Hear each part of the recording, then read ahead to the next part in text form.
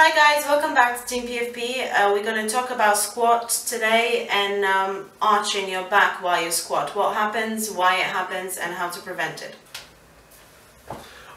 Yes guys, as we want to explain to you guys, we're going to talk about why do we have an arch during our squat. So when we squat, unfortunately, a lot of people don't see the side when they squat and they don't see the dysfunction they have. So they have a huge arch during a squat. This doesn't happen to everybody. It happens to a majority of the people that I've seen in the gym when they squat. They have it, the pelvis really tilt back, okay, and they put a lot of pressure on the lower back. Okay, so the pelvis tilts back, there's a lot of pressure because of the weight behind them. As they're about to squat and as they're about to come up, they put a lot of pressure on the lumbar, okay? And at any moment you can pop your lumbar because of the amount of pressure is going through, the amount of gravity is going through this directed spina, okay?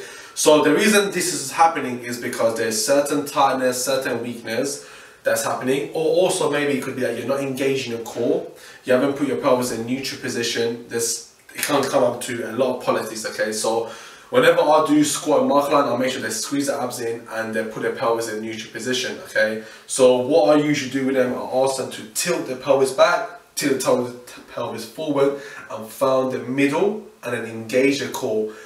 A lot of people find it so difficult by avoiding arching the back, okay? So if you're one of the people who has a huge arch and you squat, don't squat, because realistically you're just going to cause yourself more damage, okay? Remember, you want to work the legs, and because of the pressures going through the rectus spina and all the lumbar, you're not putting as much pressure on the leg. Okay, you bring a lot of pressure on the lower back.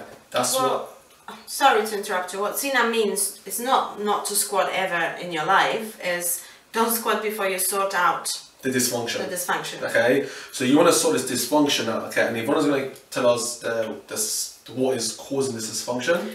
Very often is overactive erector spinae, tight hip flexors, very weak glutes and very weak hamstrings. That's the main causes of that dysfunction. I suffer from it myself. This is my natural standing position.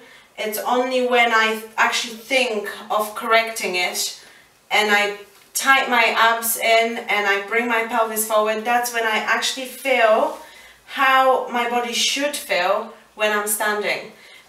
Normally this is a comfortable position for me. As I bring my pelvis forward, my abs will activate straight away and my glutes will activate straight away. So sometimes it's just a matter of being aware that that's what you do. It's not necessarily a very difficult thing to get rid of, as long as you're aware that that's what you do, and as long as you have a squatting partner, for example, who can watch for all that happening, or if you can squat and look at yourself in the mirror from the side, then there you go, then you're sorted, and you probably will be able to do a normal squat as long as you don't go over, you know, with weight and stuff. Just being aware that you do that and trying to correct it in that way should work, really. Yes, and it comes down to when people arch the lower back, it comes down to how the spine is designed, okay? Because everyone's got different spine. There is like a flat back spine, or people are just flat. Then people got they have realistic, their glute are always switched off. The people who are like her, the lordosis, the pelvis tilting anteriorly tilt, okay? So naturally when she's standing, her hamstring is going up. Yeah, my hamstring is long, my glutes is not working, my abs are really not firing, my hip flexors are tight, and my erector spinae are tight. This is my normal posture, this is how I am. That's how she is, and that's why when you come to squat, she has to really put her mind into it, okay, to, tucking the abs, tense the glute, put her pelvis in neutral positions to avoid arching her back. And we're not saying it doesn't happen. Even if she does it, it does happen certain time, but I'll say 4 sets of 10 reps, she might have 1 set might do 2 or 3 reps incorrectly, and that's maybe she's a bit fatigued or a bit tired. These things can happen, but if it's happening from the beginning, straight forward from the first set, that means there's something going on. As we said, there's be a tightness, a weakness. You've got to sort them out before you start arching your back, okay? Because a lot of people will always see in our gym, people always arch their back with a huge amount of weight, and they're like, oh, why am I getting a back pain? They always come and ask me this question, why am I getting a back pain, okay? And when I explain to them, they're like, oh, yeah, you know what, actually, you're right, I arch my back a lot, because they obviously you can actually feel it.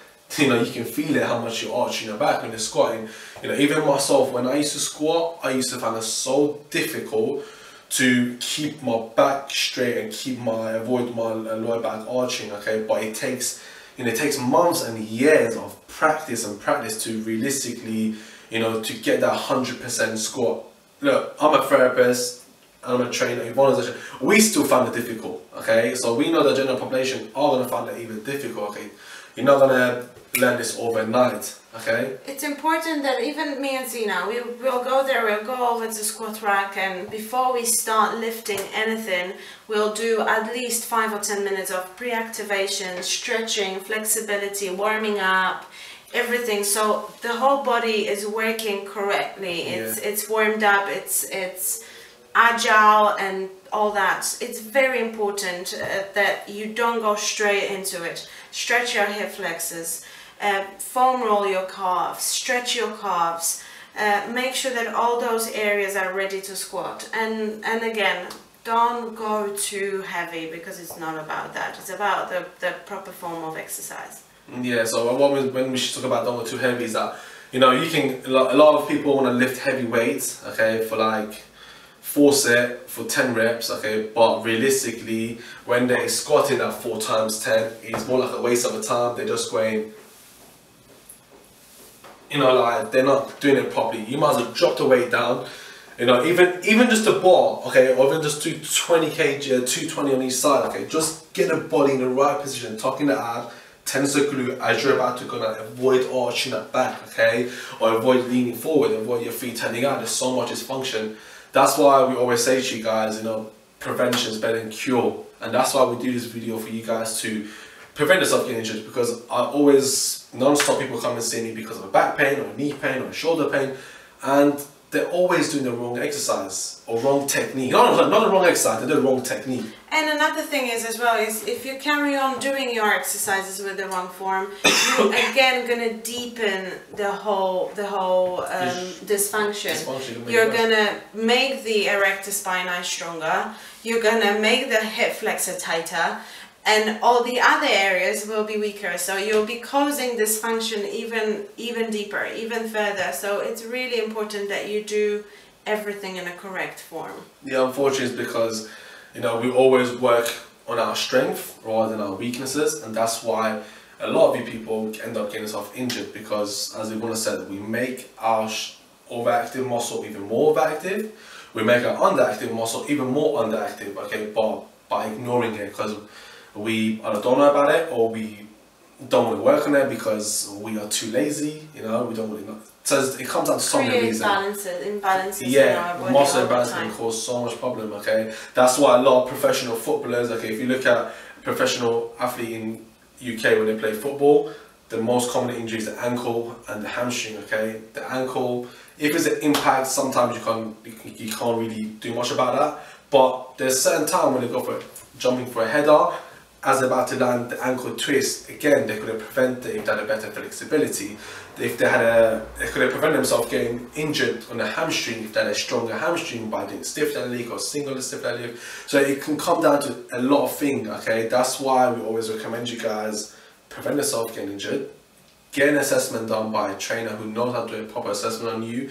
It takes around 45 minutes to an hour, but what you learn in that hour, yeah, is honestly, you'd be like, I wish I'd done this assessment like 10 years ago.